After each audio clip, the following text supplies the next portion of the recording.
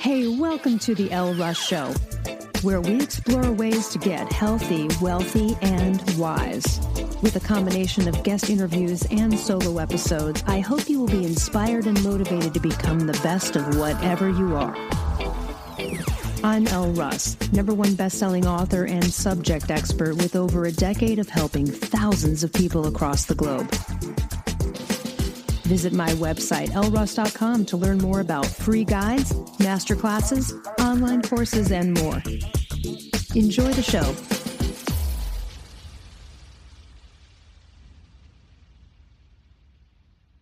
All right, everyone, we have a powerhouse on the show today, Becca Powers. She is the author of A Return to Radiance and Harness Your Inner CEO. She is a Fortune 500 high-tech sales executive, keynote speaker, and CEO of Powers Peak Potential. She's going to rev you up, guys. If you want to roll into 2025 with some really good energy, we're talking to a serious leader here, one who has led very large teams, hitting $500 million in annual revenue, coveted President's Club awards 7 times. Boy, your family must be proud. Welcome to the show, Becca. Hey, thanks for having me. I'm excited to talk to you today. So like all these things, CEO, high-tech sales, this is some serious high alpha stuff. So where'd you get this from after college where you're like, I'm going to go kick ass? Like, how'd you start out?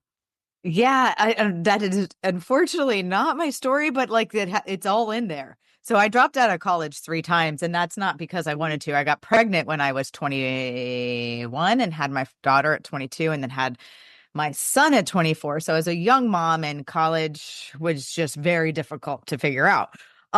So I got into sales. My career story, I went into sales kind of accidentally and never left. I was 18 when I got hired do you remember Radio Shacks from back in the day? Oh yeah, I'm actually old enough to know that like that was the only place to go in. Right. So I worked for I got hired by a mom and pop Radio Shack, and the owner was the former VP of the Wiz from New York. So he was like a hustler and negotiator and all that stuff. And I got hired when I was 18, and he recruited me. I worked in the mall. He recruited me from another store. And it's just kind of a funny story because he was like, hey, I'm going to match your pay and give you commission. And I'm like, what's commission? And he's like, well, it's a percentage of everything you sell. And I'm like, let me get this straight. You're going to pay me more to do my job? He's like, yes, that's how it works. And I was like, I'm in. And then I never left sales. So now I'm 45 and still selling. You know, that actually, I mean, I left sales only because my hands were injured, but that actually happened to me. I was just an assistant, then they promoted me to sales. And then they were like, oh, well, we're increasing the margins. And they kept increasing the margins. And I was like, wait, what? Like, I keep getting more money for doing the thing I've been doing anyway. Like, this is a great gig. Yeah, I know. I'm like, who made this system? I'm in. Yeah, what a scam. Okay, if they're buying it.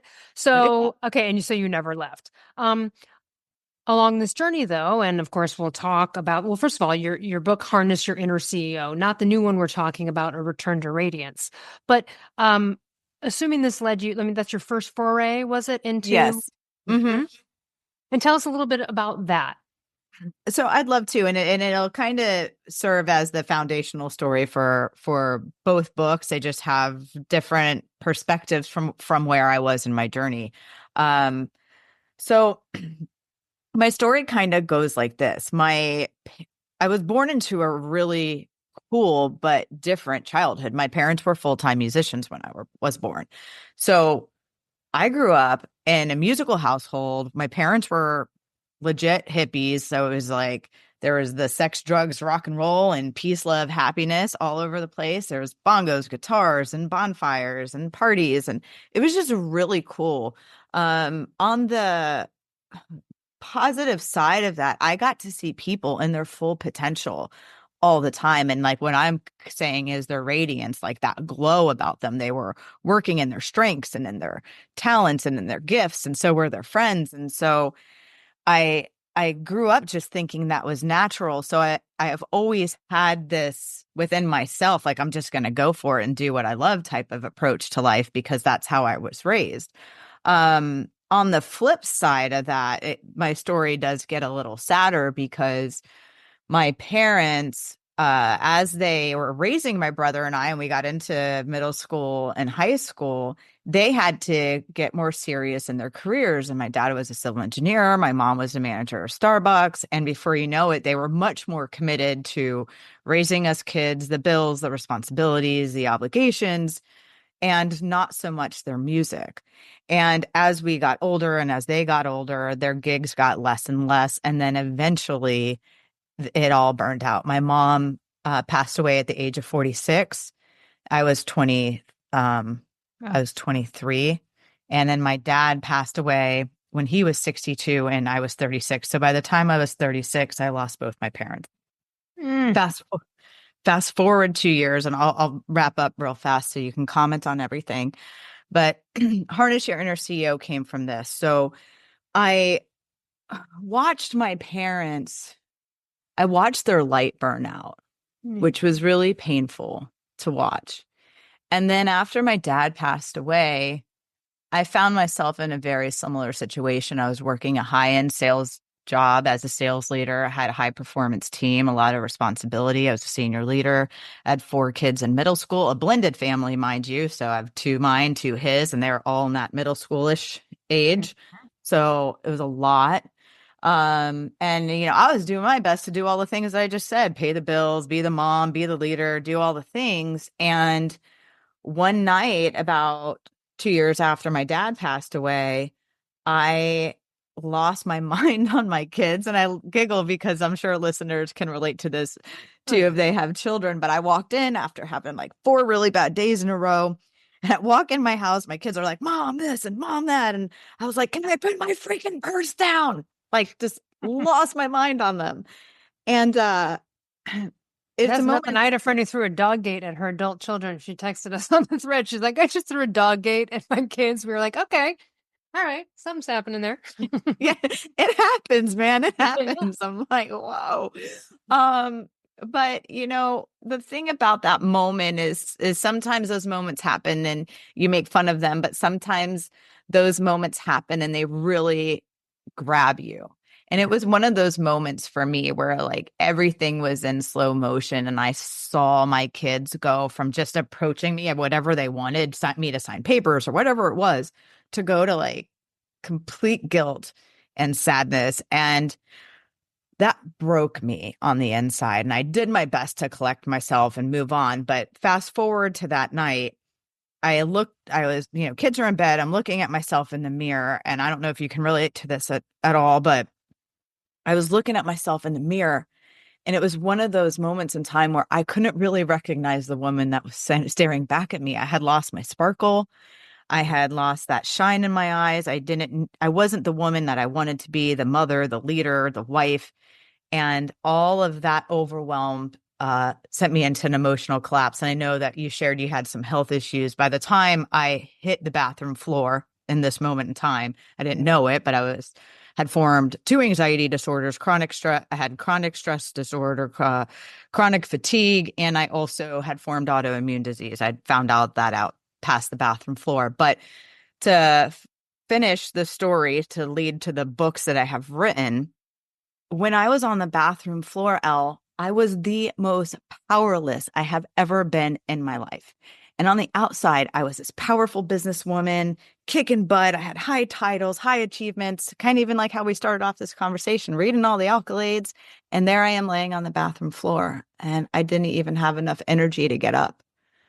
And so I called out to God, universe, whatever words you want to use for it. And I was just like, I need help. I can't do tomorrow the same way I'm doing today. And I only know how to do tomorrow the same way I'm doing today. So I have kind of a major problem going on. Yeah, And that's a good one. Yeah, like I need to do something different. I can't control the spiral of same. yeah, exactly. And I got what I call my instant miracle. And what came to me was like a voice from within that said, Becca, you're the CEO of your life. And I have to tell you, in a moment, in less than 60 seconds, I went from being the most powerless I've Saddest ever, victim. Yeah. yeah, to being the most powerful. I was so empowered. Like this thought rushed through my veins, and I stood up a different woman than the one that went down. And I was like, I can do tomorrow. I didn't know how I was going to do tomorrow differently, but I knew that I could. I knew that I had the resilience in me. I knew that something had changed in me. And I vowed to never let myself hit the bathroom floor again. And in that moment, I kind of made my agreement with the universe that if I get out of this, not only will I vow never to allow myself to hit the bathroom floor, but I will try not to let other people hit the bathroom floor. So that launched 2 years later. I started writing Harness Your Inner CEO. And so that's where my story begins. But it started in childhood. And I thought it was important to share that whole like magical piece that I hadn't It shared. is. Yeah. You know, I've been on several cold bathroom floors. There was some illness. I think we've all been on a bathroom floor. Uh, and sometimes it's like actually like that's what you want. Like sometimes like in those moments you're not feeling well, you're like, I need the cold bathroom floor. But it is the bottom of you're at your bottom on the floor, you know? Yes. I want to get back to a little bit about you said growing up and the musicians, and then you saw that it like they clearly weren't able to afford a life doing what they loved. Right. Yes. So it sounds like they went to go have to work for the man, and that was a downer, right? Because their sparkle left. Right. Yes. So, this is a tough one because I have the experience of sort of being forced into following my passions because of my disability. And it worked out that way. Although everybody, like the story you told would be one that I can imagine a parent going, see, this is why you need to have a backup.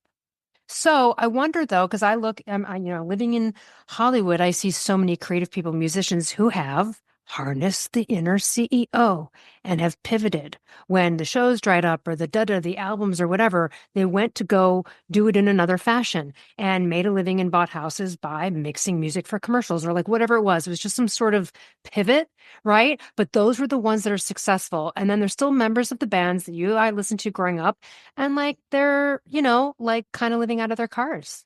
And Yes. their bandmates aren't, because the bandmates were like, okay, hold on a minute.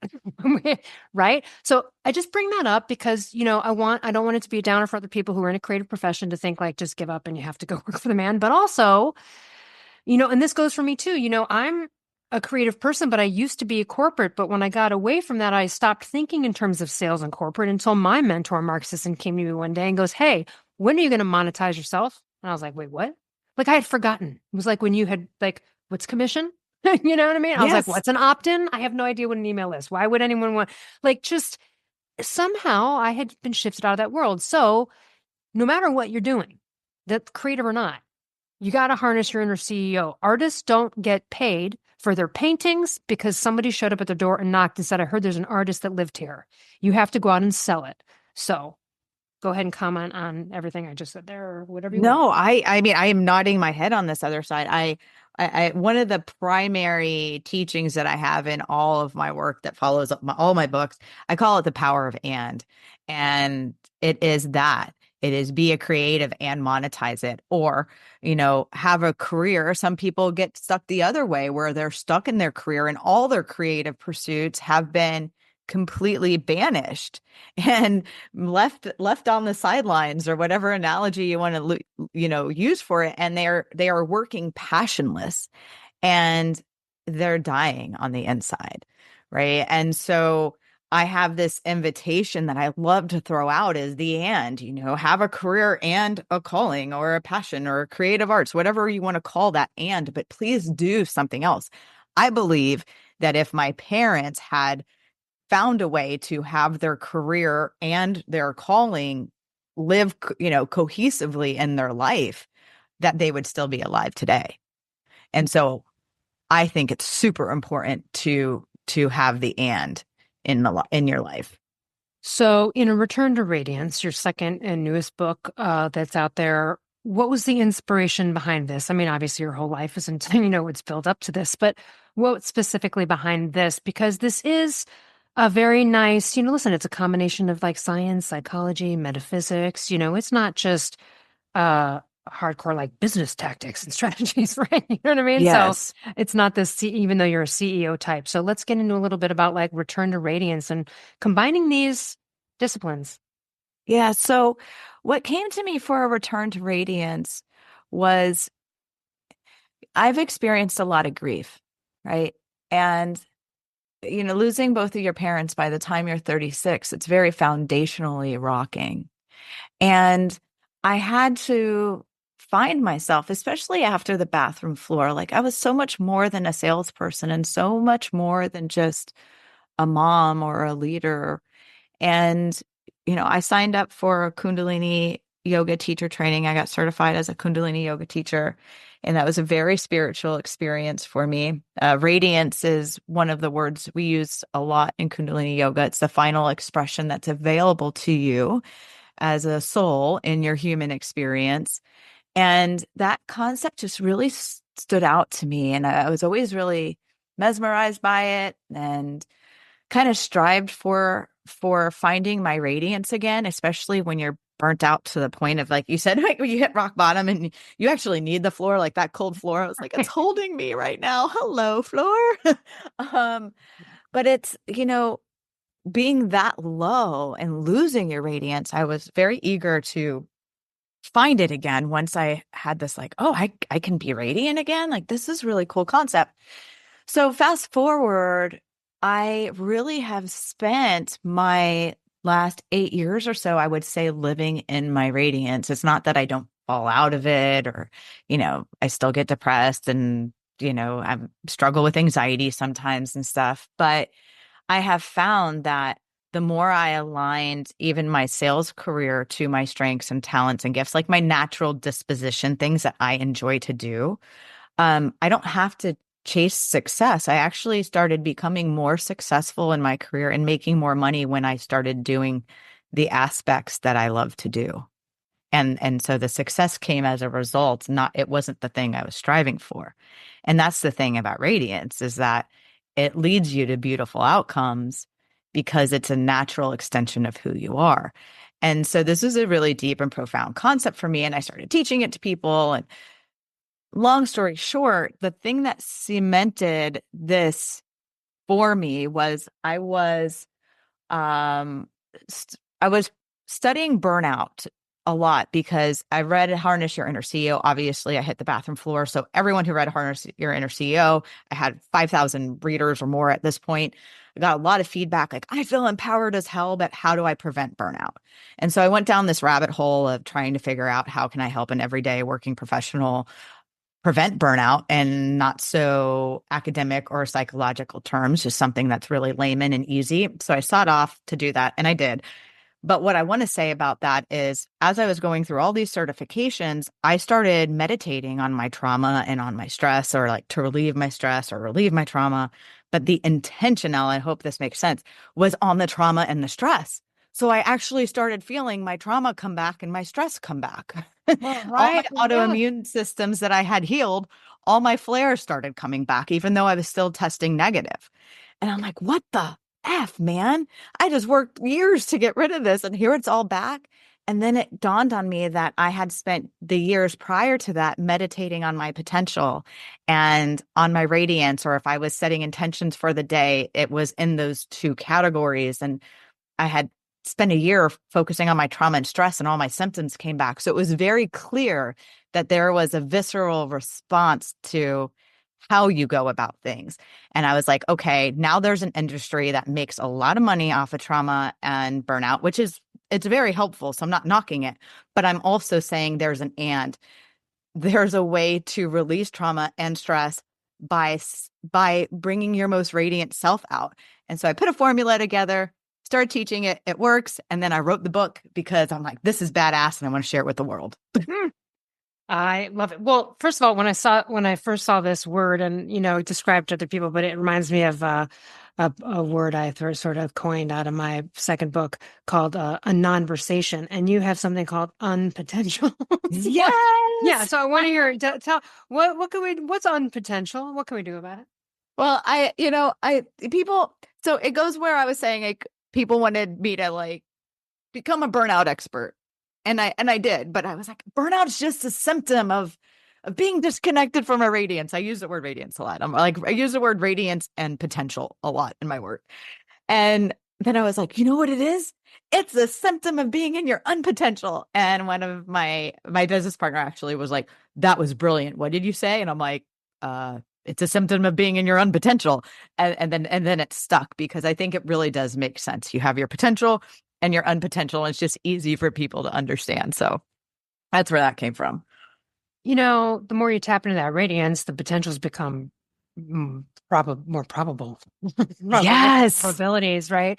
The more so I want to just highlight and go back to something you non-intentionally glossed over, which is just the idea of when you're focusing on anything, you can be dredging up those things, right? So if we're sitting here worrying about things we can't control, all we are is just like in a downer ass vibe. And I don't think what you're saying, obviously, is not to go, don't deal with your trauma and ignore it and don't think about it. Don't stuff it down, right? Maybe you do need to go do some professional work on it. But Yes. it's almost like that if you just look for where all of your restrictive beliefs are in life, or some people call them limiting beliefs, um, then all you're doing is continually putting focus on lack of whatever you're not, right? The unpotentials and to some degree. So I think that that's the biggest message out of that. I think that's what you mean, right? I mean, it's so you have to go deal with trauma, but if you're dealing with it every single day, is it doing more harm than good in the sense that the way it's being brought up, is there another way to address it? Yes, that's exactly what I'm saying. I mean, I'm certified in shadow beliefs and limited beliefs as well, and they're so important. I incorporate them into my work. But there's a fine line with anything. And as humans, we get obsessed with our problems. And then especially women, we can get obsessed with our deficiencies. And so what I found is that people get more obsessed once they start going down the healing path with their trauma and their shadow beliefs and spend a lot more time there than we really should. And so I call it like a 3-to-1 ratio, but or really a 1-to-3 ratio. For every hour that you spend in your trauma, you should spend 3 on your radiance. I love that. That's great. Yes. And it is so important. Sometimes there's stuff you think you got over, and then you're like, oof, okay, maybe that does deserve a revisit. There's some surprise little teas, right, that come up that you're just not aware of. Yes. The other thing too about burnout, because of what it does with the adrenals, cortisol, adrenaline, it can become to some people like they're running on it, like it's an addictive, almost, right? So, Yes, it is. That's what I'm saying. I'm yeah, so you glad got you're to so stop the aware of all train these on it, things. right? Because it is it can be an addictive Hmm. vibe. Let's talk about 1000%. that because, let's talk about that because if someone's struggling with burnout, right, they're going to need to, you know, right, at some point you got to face the music. It's like an addiction. They're going to hit a bottom. So, Yeah. what's the most important thing you want someone to know who might be struggling in the middle of like, uh-oh, they're either burnt out or they know they're headed there quickly? What I want you to know is that it can be this, it's a pattern. What Elle's saying is like, even if you don't consider it an addiction, there's a pattern there and patterns become comfortable. What I want you to know is that on the other side of burnout is your best life.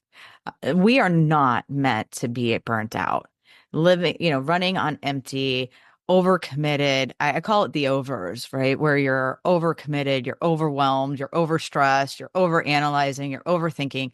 I mean, all of that is just so freaking Overgiving. exhausting. Yeah. Like you get over it real fast. And Yeah, get over the uh overs.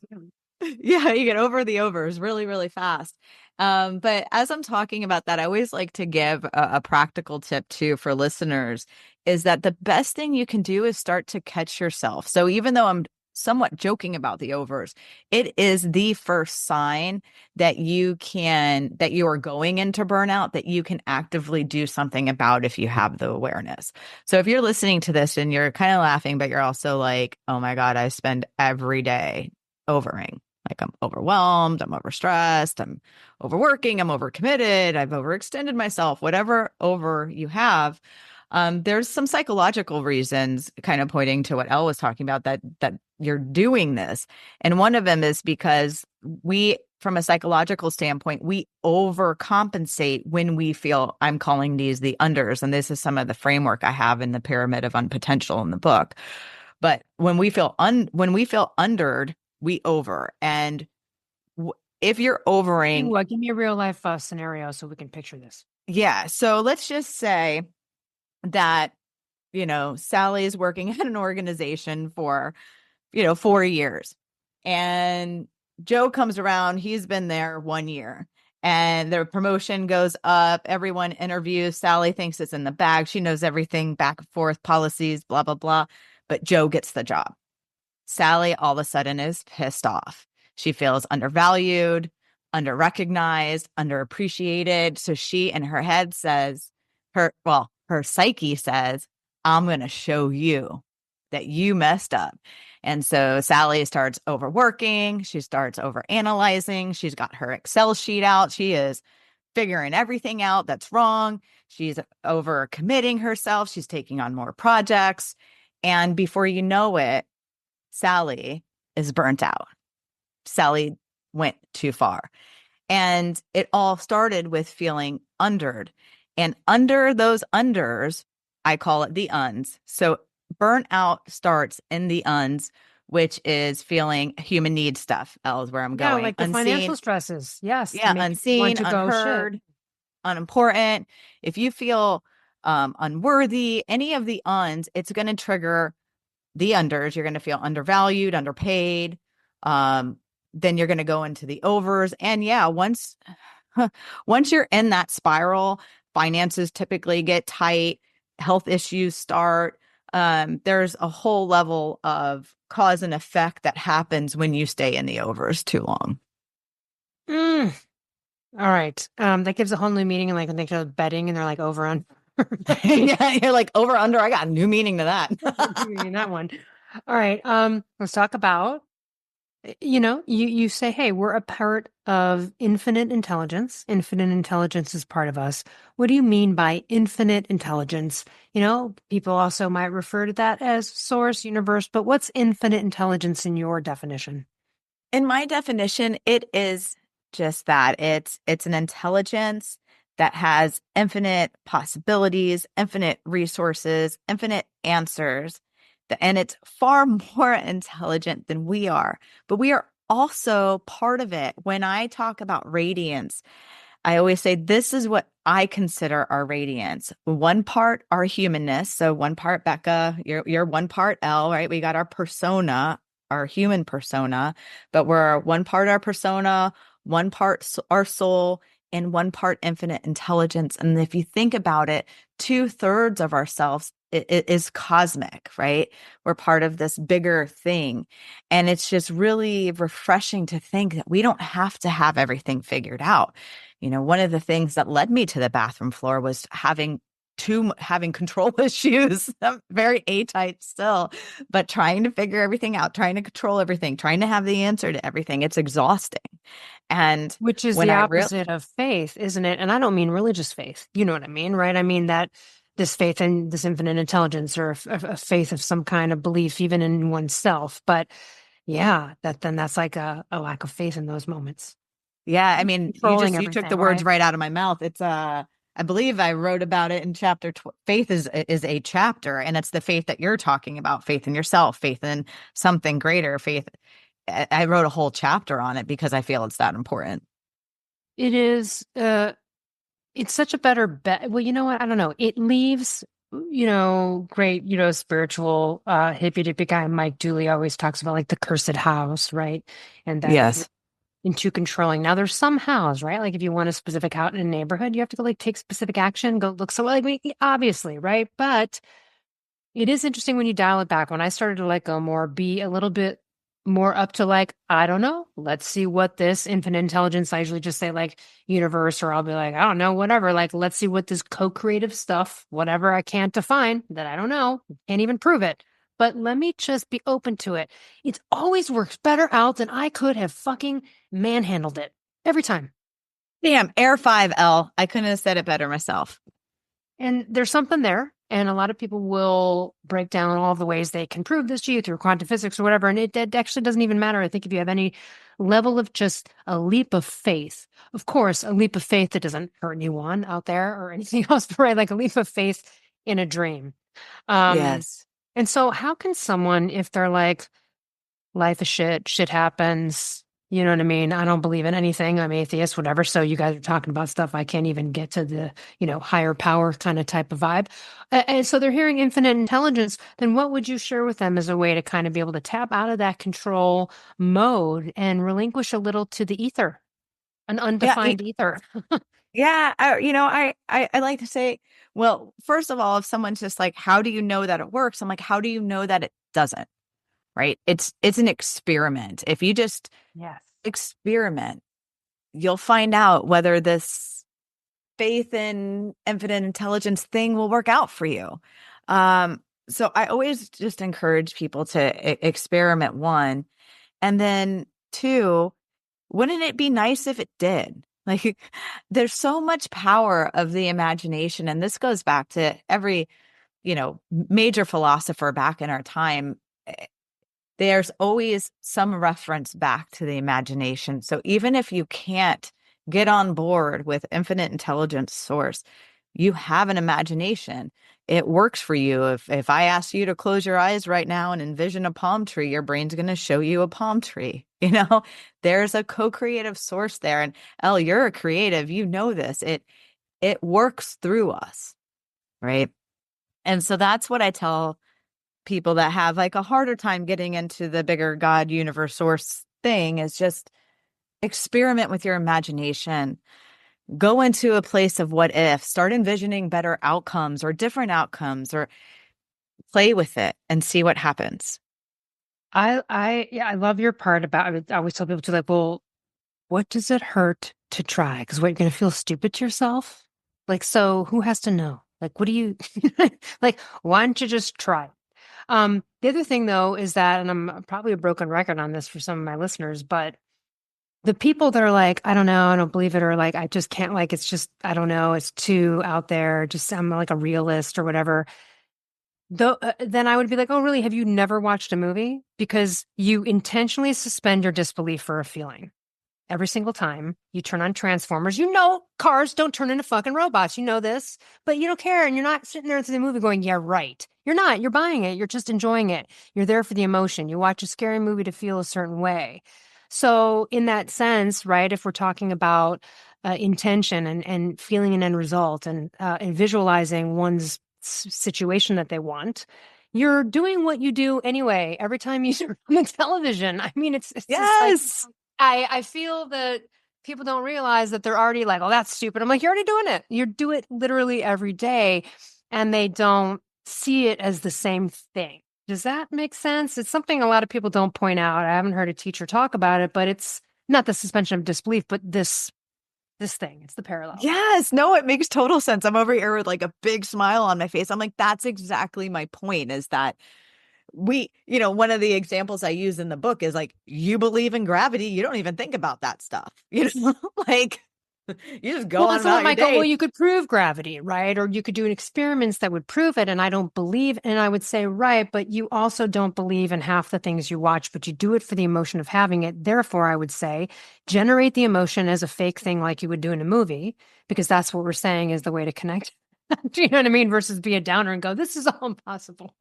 Yeah, You know? and you know what? The truth is, it works. And you get a lot of people out there too who want proof. There are so many statistics around visualization and getting into the feeling. I mean, And you work gratitude as more well. around Hollywood people, but actors, singers, like our major sport professionals, they all use visualization and imagination as techniques to be who they are. They tap into that unlimited infinite intelligence that we're talking about, and somehow, some way, they find their next their next script, or their next That's right. level of performance. So I mean, I'm in love with everything you're talking about. I'm like, yes. Yeah, so it's like write that on, like, so she's saying, we're saying play the movie, right? That you go tap into it and do your own, right? Like play your own fun movie, not the horror one, not the scary one. Um, but it is true because I'll tell you what, I always use this example. There's a film called Flight with Denzel Washington. Not shockingly, it's about a horribly like harrowing flight. Okay. So there is a part in that movie, and I was sitting there watching it and had my heart rate monitor on, and it shot up to like 120. I wasn't doing anything. my body didn't know I was experiencing the stress of this crazy ass, right, thing Wow. that was happening. And that's no different than what you're talking about with athletes and mental rehearsal. It's just that our brains sometimes don't know the difference between the actual event or what we're generating in our mind. And so, please, everyone, 2025, new year. Hey, look, even if you don't do the new year thing, it's not about, if anything, set maybe a resolution to be more intentional about your daydreams and stuff. What do you do and suggest for people that want to tap into that? Are you like, hey, make a vision board, do a little mind movie? Like, what do you suggest for people to start to see, the things they want? All of the above. I think there's so many ways to tap into that, but one from a science perspective, you have your reticular activating system, your RAS, and for those of you that aren't familiar with it, it's the thing that happens. Let's just say you buy a red Corvette. And then the next day you're on the road and you see 10 red Corvettes. Why do you see that? Because your reticular activating system is focusing in on red Corvettes. They've actually been there the whole time. But the thing is, we process thousands of things at one time. And so our reticular activating system tries to choose the things that feel most important to us. And so, the one of the reasons why vision boards do work is, yes, it can tap into the co-creative power of the universe. And it also, when you're staring at the things that you want and that you desire, you activate your reticular activating system and you start finding connections that might get you that thing, or you might stumble across a newspaper or an article, or your brain starts finding the resources because it's actually programmed in us. And that's one of the science things that I just found was so cool, because I've always been a manifestor and a dreamer. So Mhm. I have this natural, like, I believe in the universe and I can co-create with it and anything can happen, which is a great disposition to have, right? But I have a very logical side of me too. And I'm like, hey, what about because I always say, like, back to the radiance, we're one part human, one part soul, one part infinite intelligence. Wait, what do we have on our human side that reinforces this? And then as I started learning about the reticular activating system, I'm like, oh, that's awesome. And so that's one of the reasons vision boards work. But I highly recommend that you do macro goals, like set a big goal. Like for me, I mean, I've always been a writer since I was a kid. And I've always wanted to be a New York Times bestseller. I haven't become a New York Times bestseller, but guess what? Last week I hit USA Today, and that was pretty freaking cool.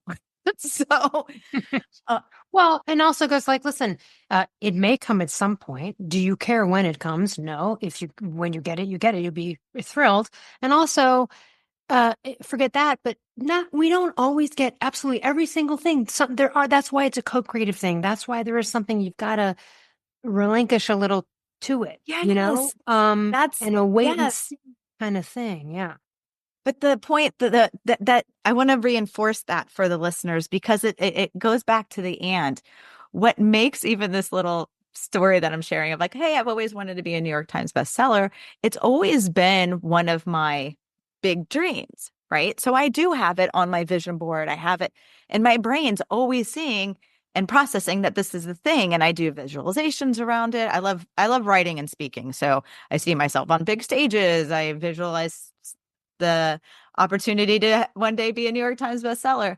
But I share these things because these are things that I'm actively doing. And what I have found is, now that I'm surrounded in a circle of, high-end speakers, I'm with a publisher now. These are things that 10 years ago, had I not made these things part of my process, that perhaps they would not be in front of me today.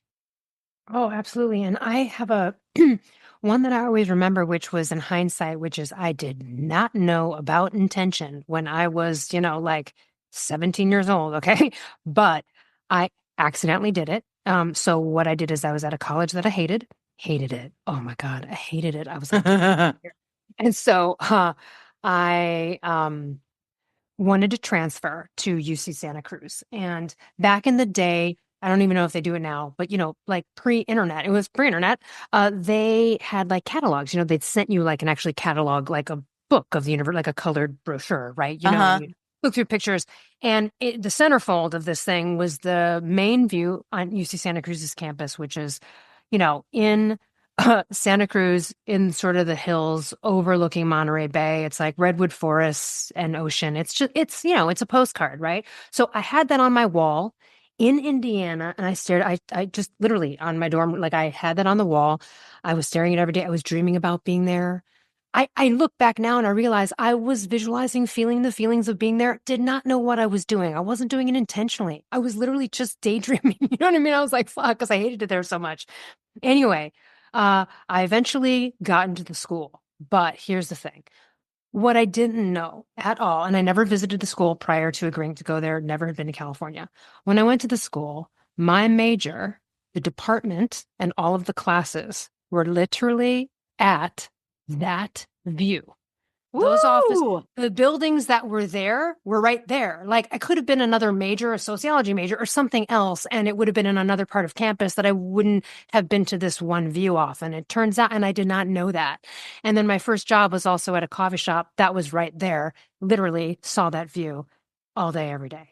And That's insane. so it's one of those things where it's like, it doesn't like, that's something I just look back on, in the future and I go, I, try it, people. Even if you're a skeptic, because I didn't even know. But I didn't believe in those moments that looking at it was going to do it. I was just dreaming and feeling and like, oh my God, right? I just wanted it so badly. I had no idea that what I was doing was something you teach me how to do now, you know? Right. Yes, I love that I I don't know if you love have that any of story. those that you see in hindsight where like before you were hip to it, you realized it worked anyway, despite, Oh, I totally remember watching The Secret back in like 2006 when yeah, same it here. first came out and everybody was making vision boards like crazy. And I really didn't know anything about anything. I just thought that it was really cool. And I'm like, oh, if I believe it'll happen. Well, similar but different story is I clipped out. I was going through a divorce at the time and about ready to be a single mom. And there's this townhouse community that I just absolutely adored. And I cut it out and I put it on my vision board. And I was still living with my then husband. And a year later, what do you know? I end up very similar. I end up in that townhouse community, not because I went seeking it. My realtor was like, oh my gosh, I just found this awesome townhouse. It has two community pools, like all the things, right? That one of the reasons I love the community. And the community is Verona Lakes. And I'm like, That was oh it. my God. And I'm looking at my vision board and it's Verona Lakes. And I'm like, this stuff works. This is so cool. And similarly, it was just next to me at my desk at work, and I stared at it every day. I didn't know that I was bringing this thing into my reality. The exact thing in. Yeah. It is really, it's fun. It's mysterious. It's worth trying. It hurts absolutely nobody and benefits you because you are changing your mindset to a higher level, to a more positive one with good thoughts, good vibes, not focusing on the downers. How do you argue with that? You know what I mean? Like that's kind of like why wouldn't someone go for it? And again, I think what trips people up is you don't have to declare that you're doing mindset work with anyone. My biggest thing with confidence and stuff is like keep your shit tight because you're going to have downers chiseling it away at you. Oh, yeah. Come out being like, oh my God, I learned this manifestation thing. Oh, shit. Good luck with that. You're going to be on the bathroom floor. You know what I mean? You keep it close to the vest, share it with people, or keep it private entirely. Do you know what I mean? And it doesn't have to be something you have to. Do you know what I mean? Because I think that trips people up, Becca. Don't you think so? It's like, well, there's this thing I'm doing. No one has to know. No one has to know. And it took me a really long time to get that just because I'm a passionate person. So when I find something Yeah. that's like new and cool, I'm like, let me tell all my best friends. And then everybody who's not even my best friend, let me just tell everybody. And what I realize is exactly what you said. Not everybody shares the same beliefs. And when you are working on changing for the better, when you keep it close to yourself, it allows you the space to evolve and to be in it without distortion.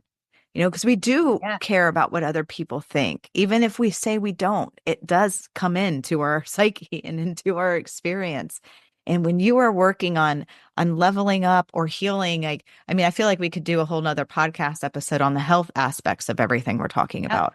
But what I want to say too is that not you can heal your body, you can heal your mind, you can not only heal them, but you can create your own, you can create and achieve everything you desire, or at least some version of it. I love, Elle, one of the things that you said before we started recording is that you just followed it. Like I say, follow the breadcrumbs.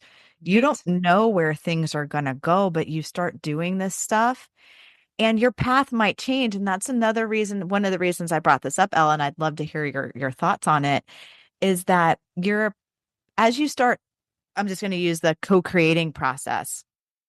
You're going to get shown one thing at a time. And so, as I was sharing, like I might have a goal of being a New York Times bestselling author, but maybe I end up being a talk show host. I'm just making stuff up. But my point is that you don't know Well, what actually, I actually want is to interject. unfolding. I had Yeah. no intention of being a writer ever, even though I always did it. People would come to me to like, hey, will you like help me with my paper? Because I was a philosophy major, so I wrote a lot of papers. So I was just doing a lot of writing. And I'd do creative writing in like high school. I'd write an article for the paper here and there, but like I never wanted to do it. But like I ended up there, but I was doing that. I was doing that and then turned around to it. By the time it came into my life, I totally wanted to do it. I was compelled to do it. So had you asked me back then, and people said in college, like, you should be a writer. And I'd be like, no, ew, gross. I don't need to write. Like, I don't want to do that. I don't know. Like, I just had no interest. And you don't know where things are going to go. One thing led to another, came back around, interestingly enough, to that thing. Sometimes you don't Yes. see something other people do, or it just wouldn't have been right. I didn't live enough, at least for what I thought to be a right. Like I didn't have anything in my mind to write about. I wasn't compelled to do it. That skill was introduced to my life later through, like you said, following breadcrumbs, and it just popped in there. It just was funny that it ended up that way. But I was like, oh, okay.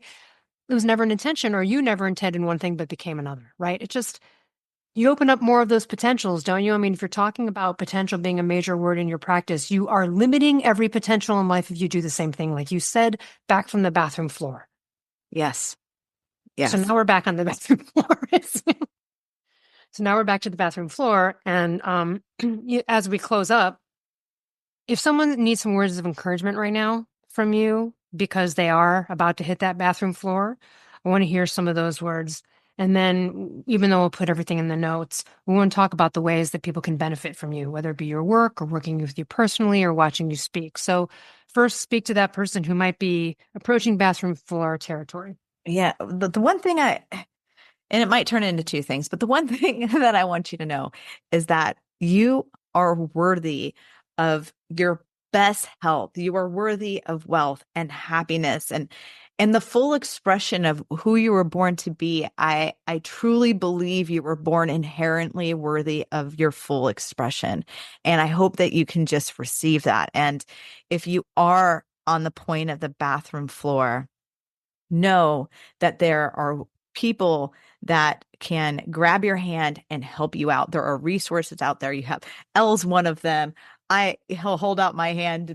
I wrote books just to help people get off the bathroom floor. They're available to you, but I want you to know that you can do it. You are capable, and not only that, you're a motherfucking badass Yeah. once you get off that bathroom floor.